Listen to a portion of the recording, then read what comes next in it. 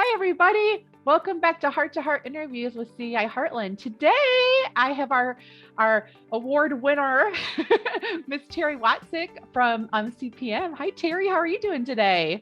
Hi, Kathy. I'm doing great. Yay! So glad to have you today. So, I'll for those people that don't know, Terry was our Community Manager of the Year in St. Louis for 2021, and we are so happy to have her doing this interview with us today. So let's get started, Terry. Do you know how long you've been involved with CEI? Well, I looked back and I joined in 2005. Love it. Yeah, I know you were actually around before I was. I remember coming to see you back at Cecil Management back in the day. I don't know if you remember, but yeah, I do. You always had bags of candy. I always brought treats. Yeah, that hasn't changed, as everybody knows. So I still bring treats when I come. Do you know who or what encouraged you to join CEI? After I became an HOA manager at Cecil Management, I really wanted the education because I was kind of learning this all on my own. And then, of course, Mrs. Cecil, had me join CAI. So I wanted to take as many classes as possible, and I did. But as far as now, Bob Plagas, of course, he really wants all of his managers involved with CAI, and I am, and so that's what I do. Yeah, Bob is a huge CI supporter, and we're so grateful for him. He coined the term fierce friends, so everybody's got a CI fierce friend, right? I mean, I don't think he knew the impact of that when he did it, but everyone still talks about it. So, So what is the most challenging thing that you're facing right now in the industry? I know with COVID, it's been hard for everybody. I would say the past 2 years with COVID, dealing with homeowners and some board members, they're just mean. They're taking their frustrations out on us, and we're kind of feel like they have the right to treat us rudely, and it just won't stop. And I actually think that it's gotten worse in this past few months because people, they got to go out, it got better, and now everybody's back in quarantine. Yeah. And they're mean again. And I really think some of these people sit at home and think about, what can I call my HOA manager an abuser about today? Just a good lesson. And I don't like to everyone to be. Yeah. Oh my gosh, me either. It's just a good lesson for everyone just to be kind, because you don't know what anybody else is going through, and I think everyone's kind of struggling right now with just being stuck in a little bit. Well, I mean, winter months are bad to begin with, but then you throw in, people being quarantined and COVID and all of that. It's people working from home that didn't work at home before. They're looking out their window. Oh, I got a blade of grass that's brown. I got a little ice, that's coming down. Maybe I need to have them come and fix that. Yeah, absolutely. Yeah. I think that's, it's a pretty common thing that I hear from a lot of people. So everyone just needs to take a lesson and be kind, right? So work on being kind to each other. What's your favorite CEI Heartland event we do every year? I love the trade show. Being an Illinois manager, I don't know the vendors as well as everybody else. But I did for about 2 years, I got to manage a condo association in Webster Groves. So I did meet some people that way. So I always like to go and just catch up with everybody that I haven't seen in a while. Absolutely. That's one of my favorites too. And my favorite thing is to collect pins. Oh, okay. So all the business partners that are watching need to remember that. Bring pens for Terry. Pens. Yes. Our next trade show will be August 16th. We're moving our trade show to August now. We got really good feedback from the managers that said that they really liked it being in August because it was closer to times when they're, I guess, getting bids before budgets. Correct. So we I actually put that on my calendar this year so that I don't forget and don't schedule anything on that day. Oh, that's awesome. Everyone needs to take a lesson from Terry and do that, please. Put it on your calendar. We love that. Yeah. Do you have a favorite CEI Heartland memory that you'd like to share with us? I thought about this, and my favorite memory was when you used to come visit me at Cecil Management because you had candy. I am so glad you said that. That's so sweet. That was when I was like first starting out, and I didn't know very many people, and I was just trying to get out there and meet people so I could see what I could do to help everybody. So that's so sweet. Yeah, I loved doing all that. So I need to get around, and I don't do as many visits as I used to, and I need to get back and do that. You need to come visit us at our new office in Illinois. I do. I would love to do that. And meet the 3 new managers and my wonderful assistant, Angie. I would love to do that. Yeah, you tell me when I can come, and I will definitely. Well, let's wait till things calm down a little bit more. But yeah, I agree. I would love to do that. You tell me when, and I will be there, and I will bring candy and goodies. Good. I have talked a lot about CAI to our new managers because they're not really familiar with it. So hoping when we can do in-person seminars again that they'll be able to come and learn some new things. Yeah, absolutely. We got our maintenance roundtable will be in person February 2nd. And then we've got a couple webinars after that, and then we'll have some more in-person programming later in the spring. So yeah, we would love to see them. This is a great one. Our next question, because I know you just encouraged a board recently to join CEI. So what did you say to that board to encourage them to join CEI and get more involved? Well, they needed educated. They needed to know what their role was as board members, and what the role of a manager is, and what better way to be educated by CAI.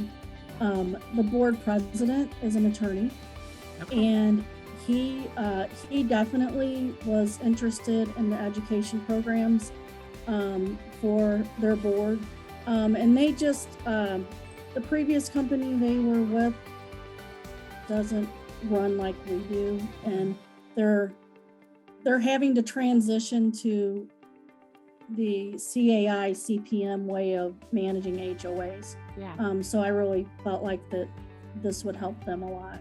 That's great. Yeah. And just, I know a lot of our board members are finding out because we're doing more and more webinars since COVID happened. So even if they can't come and like watch them live, we do record all of them.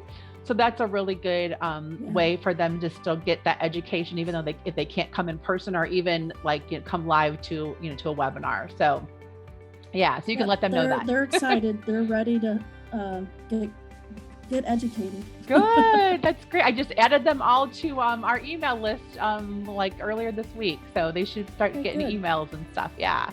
Good. Tell us something that we might not expect to know about you. Well, I have a daughter that was adopted in November of 1999 from Russia. And my husband and I traveled to Russia and spent 10 days there. And it was in November, and it was very cold. And you have a little visitor. And it was, I felt it was a very stressful time experience, and my husband felt like he was on vacation.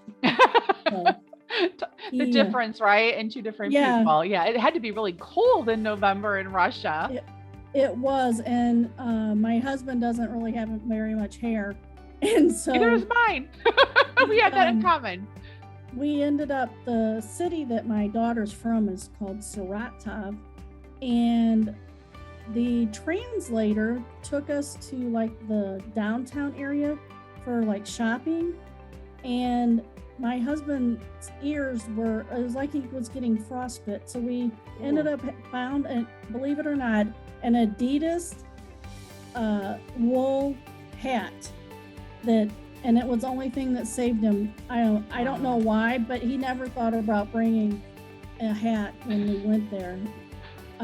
One of the funny things that happened was we went to court to do the adoption, and the judge, I had like high heels on, and the judge looked at me and she said, "Those are not Russian shoes." She said, you can't wear those kind of shoes in the winter in Russia. And I agree with her. Uh-oh. Probably more snowy and icy. It would have been way better to have snow boots on. But it wouldn't, it's a good story to tell about it, right? So. Oh yeah, absolutely. Yeah. Yes. And what's your daughter's name? Her name is Anna. And that was her name in Russia. And I have 2 sons from a previous marriage, so I let my husband decide whether to keep her name or change it. And I wanted Nicolette, so her name is Anna Nicolette. Okay, that was a good compromise. Yeah. Yeah. So how do you spell her name? Because I'm Catherine Anna.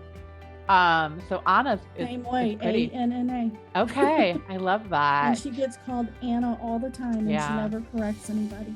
Aww. That's sweet. Do you have a crazy story that you want to tell us about your history and community associations, or that you can share? I always say. Well, there's a lot of crazy things that happen all the time, and I don't know if you're familiar, but Holly at CPM keeps a binder of crazy things that's happened. And really, we're gonna write a book. I need to interview Holly now. I need to ask her more about this. She's got the binder with everything in it. But I was thinking about when I was managing the condos in Webster Groves, I had a lady call me, and she was in hysterics, telling me that her whole bedroom was full of bees. And I'm like, bees? She's like, they're swarming my bedroom. I'm like, how did that happen? Well, they built a beehive between the wall, and the bees ate their way into her bedroom, and it was swarming with bees. And wow. At first I'm like, how in the world could that happen? But yeah, I guess it does happen, because they sent me pictures. There were bees everywhere. I thought you were going to say that she was like, had a mental breakdown or something, and she was like, confused or something. But wow, no, she was. I haven't heard that one yet. Yeah, she was scared. At the same complex, we had a water main break happen in front of the building, and it actually, the pressure blew out the people's their bedroom window, and flooded the entire condo. And it was kind of scary. It was a young mom and a baby were trapped in the bathroom, and the fire department had to go in and get them out, because the water department didn't know where to shut the water off, and it took 3 hours for them to find the main line to shut it off. That's scary. Wow. Yeah. Everybody was okay though. Everybody was okay. Good. But yeah, they actually renovated the whole entire condo, never moved back in, and sold it. I don't blame them. They probably had bad memories from that. Yeah. Yeah. Wow, those are two good ones. I always hear something a little different. Yeah. So now's time for some rapid fire questions if you're ready. I'm ready. Okay, Terry got the would you rather category. So first one, would you rather be in jail for 5 years or in a coma for 10? I guess jail. Oh no, I'm thinking a coma maybe. I don't know, maybe not. I don't know. Would you rather be always overdressed or always underdressed? Overdressed. Yeah. Would you rather have universal respect or unlimited power? Universal respect. Would you rather give up heat or AC for the rest of your life? Hard. Especially now since it's cold, it's so cold outside today. I guess AC. If I had to, I don't like to be cold. I don't want it to be cold either, but I don't want to be hot either. It's a hard one. Yeah. Oh, here's a good one. Would you rather swim in a pool of Nutella or maple syrup? Neither. I'm going to say Nutella. Nutella's less sticky. Yeah. That would be my guess. I guess if I had to. Would you rather communicate only through emojis or never be able to text at all ever again? Emojis. I have to text. Yeah, me too. Are you a big emoji user? Some people aren't. Some people are. I kind of am. So. I like to use the emojis. Yeah, me too. Sure. Me too. Would you rather have a personal maid or a personal chef? Both. I hate cooking, so I'll go with the chef. Really? You hate to cook? I didn't know Yes. that. Okay. Yes. You know, I love to cook, but I'd probably want a maid. So. What's funny about that is I have my degree is in home economics with a concentration of hospitality. Oh. So, basically, restaurant management, and I did my internship at a restaurant and was going to go into catering and sales. That was my goal, and then I never did. So how on that note, how did you go from that to becoming a community manager then? How did that happen? So when 9/11 happened, I was working for a sprinkler company, and with the economy, I got laid off. Okay. Permanently.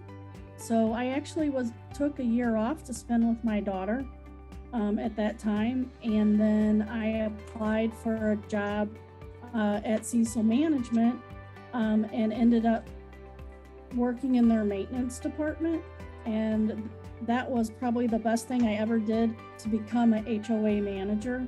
And then Dorcas saw my interest in moving up, as I was basically the HOA manager along with her. We were the only two with 55 communities. I remember that from when I would come and see you, that you always had a ton, and I always thought, I don't know how you're doing it. You were always so pleasant and so receptive to me coming and visiting, even though I knew how busy you were. So, wow. And now I have 16 properties, and then I think about how did I do the 55? I don't know. I don't know. You had a little one pushed too. A lot of paper. Wow. Yeah. Well, good thing that you don't have that. That's how I became a community manager. It's funny because people don't. Nobody sets out to be a community manager, or at least there's nobody that I've ever talked to that has set out to do that. So I always when thought I get curious. Out of college, I'm going to be a property manager. No. Hey, someday that might happen though. Let's hope, that we do have that ability someday. But it's always something different that people end up doing to start with, and then it kind of falls upon them. So I fell into it basically. Yeah. Two more. Would you rather oversleep every day for a week or not get any sleep for 4 days? Oversleep for a week. Yeah. I have to have sleep. Oh yeah, me too. Me too. Oh, this is a good one. Would you rather walk to work in heels or drive to work in reverse? Since you wore heels in Russia. Drive in reverse. I don't wear heels anymore. Oh, I'm too old. I haven't done it in years. I'm not good in heels Yeah. either. Kudos to those people that do. So, but not Exactly. me. Yes. And so now the last part is we give you 30 seconds to either plug your company, your favorite charity, anything that you'd like to talk about for 30 seconds.